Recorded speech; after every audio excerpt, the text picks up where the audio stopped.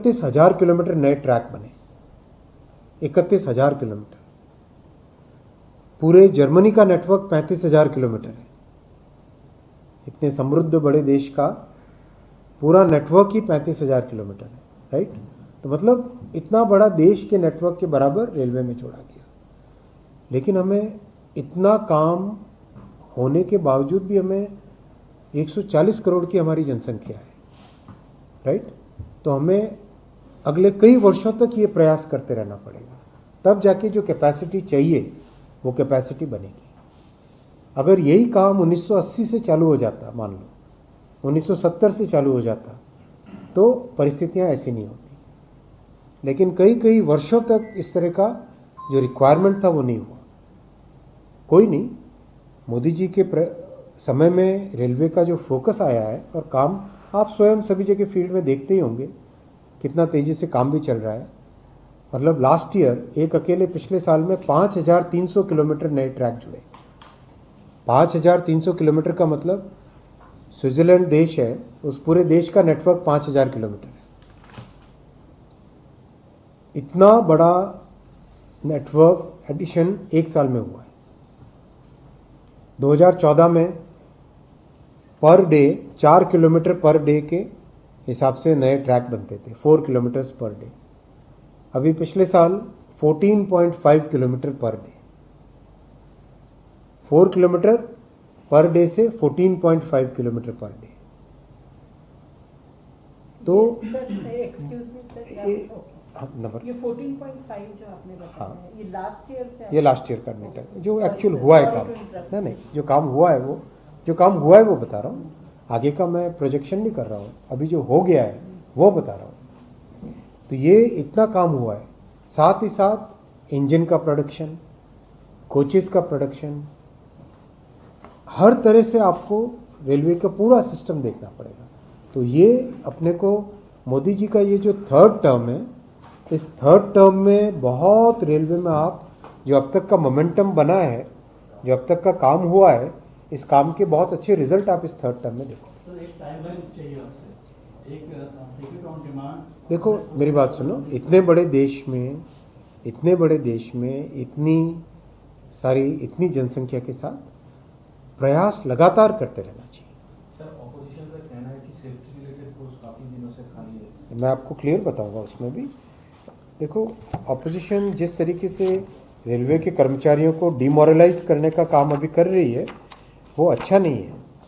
Railway का कर्मचारी इतनी मेहनत करता है, हर टेक्नीशियन इतनी मेहनत करता है, ट्रैकमैन, की मैन, सिग्नल मैन, सब के सब जितनी मेहनत करते हैं, विपक्ष जो अभी प्रयास कर रहा है डिमोरलाइज करने का वो उचित नहीं है।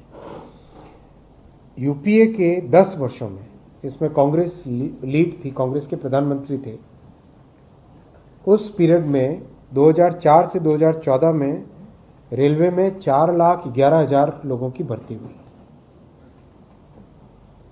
प्रधानमंत्री श्री नरेंद्र मोदी जी के 10 वर्षों में 2014 से 2024 में 5,02,000 लोगों की भर्ती हुई,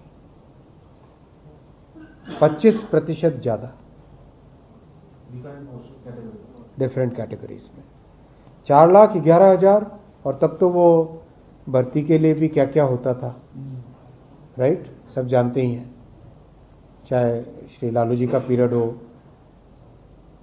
आप देखिए अभी नवंबर दिसंबर में जो लेटेस्ट भर्ती वाला प्रोसेस कंप्लीट हुआ, उसकी साइज़ देखिए और नोट करके अगर आप अपने पत्र में छापेंगे तो भी आपको यश मिलेगा।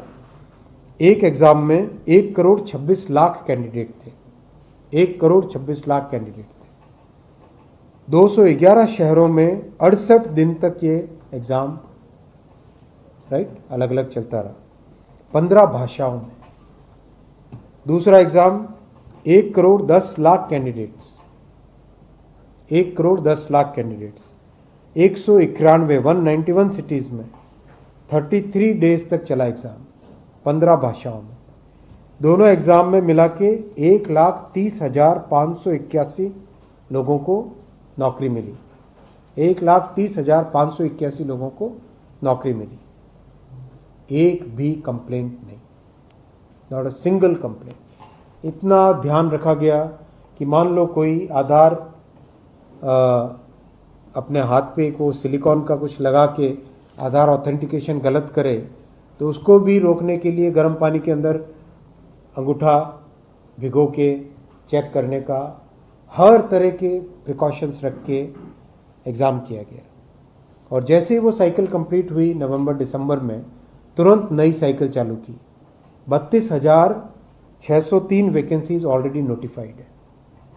बहुत लंबे समय से हमारे छात्रों की डिमांड थी कि एक एनुअल कैलेंडर आना चाहिए, जिससे कि हर साल वैकेंसीज निकले, हर साल रिक्रूटमेंट हो, ताकि क्यों क्या होता था कि 3-3, 4-4 साल का गैप होने से बहुत बच्चे एज बार हो जाते थे, उम्र का लिमिट क्रॉस हो जाता था। तो हर साल अपॉर्चुनिटीज़ निकले।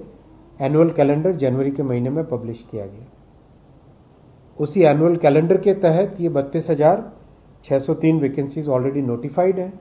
इसके अलावा जो दूसरी कैटेगरीज़ हैं उसमें आगे आने वाले मतलब जनवरी के महीने में, अप्रैल के महीने में, बेसिकली फर्स्ट क्वार्टर में, सेकंड क्वार्टर में, थर्ड क्वार्टर में और फोर्थ क्वार्टर में, पहली तिमाही में, दूसरी तिमाही में, तीसरी तिमाही में और चौथी तिमाही में, इसमें हर एक में वैकेंसीज़ को डिस्ट्रीब्यूट कर दिया, कैटेगरीज़ को डिस्ट्रीब्यूट कर दिया। पहली तिमाही में लोको पायलट्स का, ALP का रखा। दूसरी तिमाही में बहुत सारी टेक्नीशियन कैटेगरीज हैं उनको रखा। तीसरी तिमाही में जो नॉन टेक्निकल कैटेगरीज हैं उनको, और चौथी तिमाही में जो हमारी लेवल 1 की पोस्ट होती है, जो ट्रैक की मेंटेनेंस और उसके लिए, उसको रखा। तो ऐसे एक प्रॉपर सिस्टमेटिक साइंटिफिक तरीके से पूरे के पूरे प्रोसेस को किया गया। तो विपक्ष सेफ्टी जैसे मुद्दे को और रेल कर्मचारियों के मोराल को, इसको पॉलिटिसाइज न करे, क्योंकि रेलवे हमारी लाइफलाइन है देश की। इसको जितना मजबूत बनाने का प्रयास करें, उसमें सरकार की भी जिम्मेदारी है, विपक्ष की भी जिम्मेदारी है, यात्रियों की भी जिम्मेदारी है, कर्मचारियों की भी जिम्मेदारी, सबकी जिम्मेदारी बराबर है। माननीय महोदय का सवाल यह था कि मतलब इस समय तात्कालिक व्यवस्था क्या हो सकती है? इस समय पूजा का जो समय है, छठ का जो समय है, मैं उसके लिए आपको बता देता हूँ। पिछले छठ के टाइम में भी करीब एग्जैक्ट नंबर बता देंगे आपको, लेकिन मैं अभी आपको समर का बता देता हूँ। गर्मियों के सीज़न में जो पीक रश होता है उसमें करीब 10,000 या 12,000 के आसपास टोटल स्पेशल ट्रेन्स चलाई गई है। ये रिकॉर्ड संख्या है। अगर पुराना आप रिकॉर्ड उठाओगे तो 500-600 होती थी, और बाद में मोदी जी के पीरियड में कंटिन्यूसली इसको बढ़ाया गया। और पिछले इस वाला जो समर सीज़न अभी ख़त्म हुआ है, इसमें करीब 12,000 के आसपास स्पेशल ट्रेन चलाई गई है। आगामी छठ, दिवाली का जो पीक फेस्टिवल सीज़न होता है उसकी तैयारी ऑलरेडी कर दी गई है। कुंभ आने वाला है, कुंभ की तैयारी भी ऑलरेडी 3 साल पहले से तैयारी चालू की है कुंभ की। अभी हाल ही में महाप्रभु जगन्नाथ जी का रथ यात्रा का बहुत बड़ा त्यौहार होता है, वो कंप्लीट हुआ, उसमें भी स्पेशल गाड़ियाँ चलाई गई। इलेक्शन के समय में स्पेशल चली। तो एक बहुत ही मतलब मैसिव अरेंजमेंट्स हो रहे हैं। आप पिछले साल का डेटा देखो, 700 करोड़ लोगों ने रेलवे से यात्रा की है। 700 करोड़,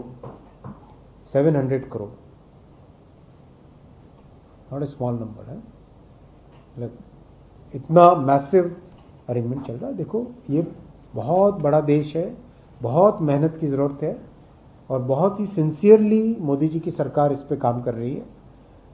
आप सबका सहयोग भी इसमें लगेगा, राज्यों का भी सहयोग लगेगा, और विपक्ष से भी निवेदन है कि आप अननेसेसरी रेलवे को पॉलिटिसाइज न करें। सर, एक सवाल है, आप कोऑपरेटिव फेडरलिज्म की बात कर रहे थे। वेस्ट बंगाल से क्या दिक्कत आ रही है लैंड एक्विजिशन और लॉ एंड ऑर्डर को लेकर? जैसे आपने दूसरे स्टेट से नहीं मांगा, वेस्ट बंगाल से स्पेशली बोला कि कोऑपरेटिव फेडरलिज्म में हेल्प करें।